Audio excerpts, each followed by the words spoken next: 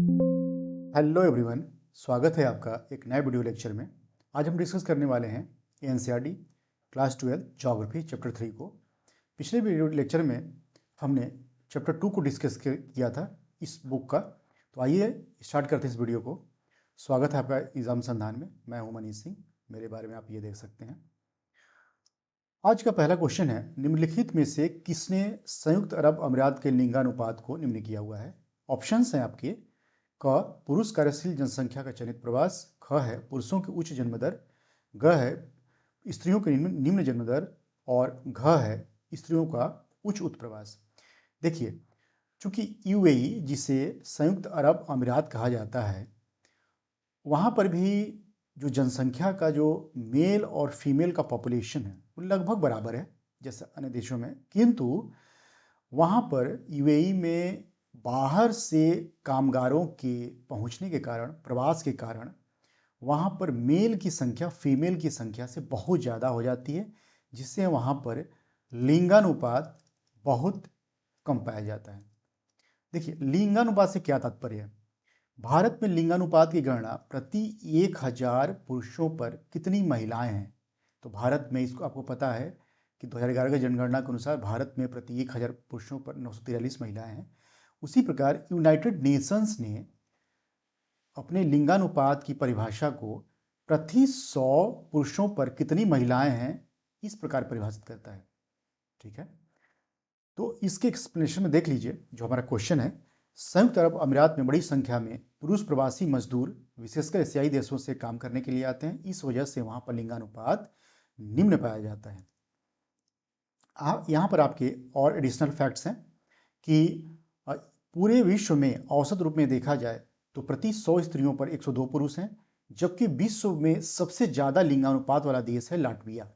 कौन सा है? लाटविया, जहाँ पर प्रति 100 स्त्रियों पर कितने पुरुष हैं? 85 पुरुष हैं। ठीक है, इसी प्रकार सबसे न्यूनतम लिंगानुपात संयुक्त अरब अमीरात में दर्ज किया जाता है, जहां पर प्रति 100 स्त्रियों पर 311 पुरुष हैं।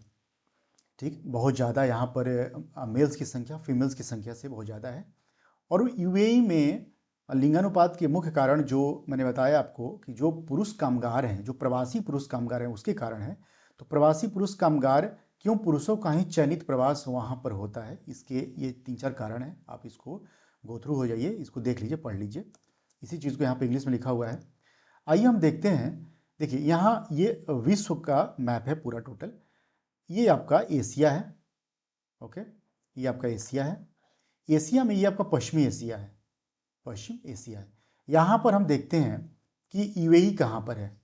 चूँकि हम ज्योग्राफी के विद्यार्थी हैं तो ज्योग्राफी में स्थानों की लोकेशन बहुत इंपॉर्टेंट है। इस वाले जो पश्चिमी एशिया है, यहाँ पर अगर हम इसको थोड़ा जूम करें तो देखिए, ये पश्चिमी एशिया का मैप है। यहाँ पर आपका यूएई है, यूनाइटेड अरब एमिरेट्स। ये है गल्फ ऑफ फारस, गल्फ ऑफ फारस, फारस की खाड़ी है, गल्फ ऑफ ओमान है, यानी कि खाड़ी का देश है यूएई। उसी प्रकार अगर लाटविया देखेंगे तो यूरोप के मानचित्र पर लाटविया आपको बाल्टिक सी है। यहाँ पर देखिए, बाल्टिक सी से सटा हुआ ये लाटविया है। कौन सा देश है? लाटविया। इसके उत्तर में एस्तोनिया, इसके नीचे है साउथ में है लिथुआनिया। तो एस्तोनिया, लाटविया और लिथुआनिया को बाल्टिक नेशंस भी कहा जाता है। कौन सा नेशंस? बाल्टिक नेशंस भी कहा जाता है। चलिए अगला क्वेश्चन देखते हैं। निम्नलिखित में से कौन सी जनसंख्या के कार्यशील आयु वर्ग का प्रतिनिधित्व करती है, अर्थात किस आयु वर्ग को कार्यशील आबादी माना जाता है। जैसा कि आपके एनसीईआरटी के अनुसार ऑप्शन इसका डी सही होगा, घ सही होगा, 15 से 59 आयु वर्ग को। किंतु विभिन्न जो संगठन हैं जैसे यूएन, आईएलओ और ओईसीडी, इनके अनुसार क्या है कार्यशील आयु वर्ग, आइए देखते हैं। इसका आंसर होगा आपका 15 से 64 वर्ग। अगर एनसीईआरटी के अनुसार चलेंगे तो आपका डी आंसर होगा 15 से 59 वर्ष। अगर हम United Nations, International Labour Organisation और ओईसीडी के अनुसार चलेंगे, आंसर हो जाएगा 15 से 64 वर्ष। यहाँ पर मैंने आपको लिख रखा हुआ है आईएलओ 1564, यूनाइटेड नेशंस भी 1564 और OECD भी 1564 आयु वर्ग को कार्यशील आबादी के रूप में परिभाषित करता है। अगला क्वेश्चन देखते हैं, निम्नलिखित में से किस देश का लिंगानुपात विश्व में सर्वाधिक है? देखिए, हमने पहले वाले क्वेश्चन में डिस्कस किया हुआ है कि लाटविया का लिंगानुपात सर्वाधिक है विश्व भर में। कितना? 85 पुरुषों पर 100 महिलाएं। कितना है? 85 पुरुषों पर 100 महिलाएं। सबसे ज्यादा लिंगानुपात वाला देश लाटविया है। ठीक है, ये आपका एक्सप्लेनेशन है, इसको पढ़ लीजिए। हम लाटविया के लोकेशंस को देख चुके हैं। कहाँ पर है लाटविया? आपका बाल्टिक तट के तट पर बसा हुआ एक देश है, और लाटविया के उत्तर में एस्तोनिया है और दक्षिण में लिथुआनिया है, और इसी तीनों देशों को बाल्टिक नेशंस भी कहा जाता है। चौथा क्वेश्चन है, यहाँ पर पहले का चौथा क्वेश्चन है आपका,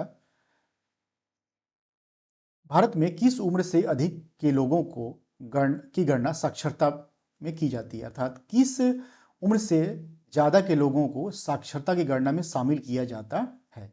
आंसर इसका आपका होगा 7 वर्ष से ज्यादा के लोगों को। क्या होगा? 7 वर्ष से 7 वर्ष से ज्यादा के लोग जो पढ़ लिख सकते हैं, किसी भाषा को समझ सकते हैं, साक्षर कहलाएंगे। देखिए, 1991 के पहले, 1991 के जनगणना के पहले ये 7 वर्ष नहीं था, बल्कि 5 वर्ष था। क्या था? 5 वर्ष। अर्थात 5 वर्ष से जो अधिक के लोग होंगे वो साक्षरता की गणना में शामिल किए जाएंगे, किंतु 1991 की जनगणना से इसको 7 वर्ष की जगह 5 वर्ष की जगह पर 7 वर्ष कर दिए गए। अर्थात 7 वर्ष से ज़्यादा के लोग जनगणना में शामिल किए जाएंगे। इसका एक्सप्लेनेशन यहाँ पर है। इस प्रकार हमने इस वीडियो लेक्चर में इस चैप्टर को डिस्कस किया। मिलते हैं किसी अन्य वीडियो लेक्चर में किसी अन्य चैप्टर के साथ। तब तक के लिए आपका बहुत बहुत धन्यवाद।